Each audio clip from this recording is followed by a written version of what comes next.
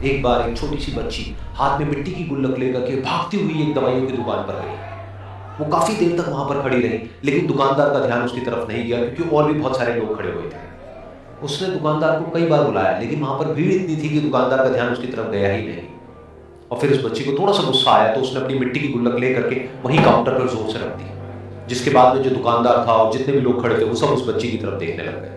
और फिर उस दुकानदार ने उस बच्ची से पूछा, बेटे आपको क्या चाहिए?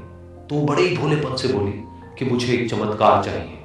ये सुन करके दुकानदार को कुछ समझ नहीं आया, ना ही वहां पर जो लोग थे उनको कुछ समझ में आया, और सब उसकी तरफ देखने लग गए।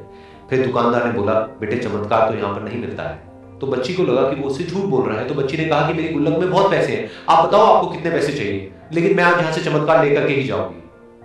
तो वहीं काउंटर पे एक और आदमी खड़ा था, उसने उस बच्ची से पूछा कि बेटे क्यों चाहिए तुमको चमत्कार?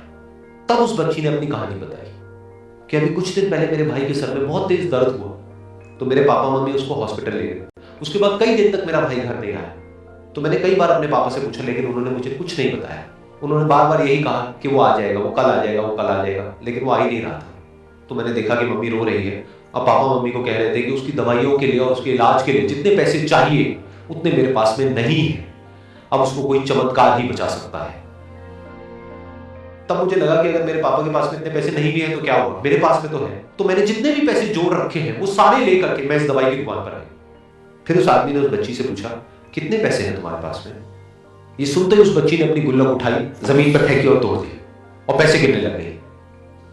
बाकी सब लोग खड़े होकर के उसको देख रहे थे। थोड़ी देर बाद उसने सारे पैसे अपने हाथ में इकट्ठे किए और बोली, मेरे पास में पूरे 19 रुपए हैं। वो जो आदमी वहां पर खड़ा था वो थोड़ा सा मुस्कुराया और बोला कि अरे तुम्हारे पास में तो पूरे पैसे हैं, इतने का ही तो आता है चमत्कार। ये सुनकर के वो बच्ची बहुत खुश हो गई और बोली कि चलो मैं आपको अपने पापा से मिलवाती हूँ।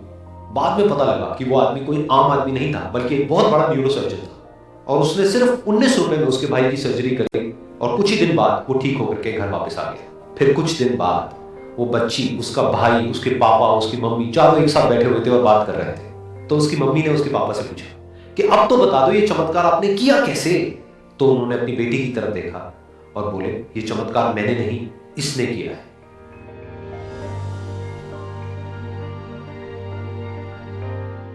तो यहां पर एक बहुत बड़ी बात है जो हम उस छोटी सी बच्ची से सीख सकते हैं कि जिंदगी में कभी कभी ऐसा होता है कि हमको कोई रास्ता नजर नहीं आ रहा होता है और हम लोग हिम्मत हार जाते हैं। तब हमारे अंदर एक बच्चा होता है जो कोशिश करने से कभी भी पीछे नहीं हटता है।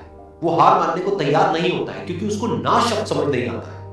वो बच्चा जिसके लिए कुछ भी नामुमकिन नहीं है, क्योंकि वो हर हाल में कोशिश करता ही रहता है।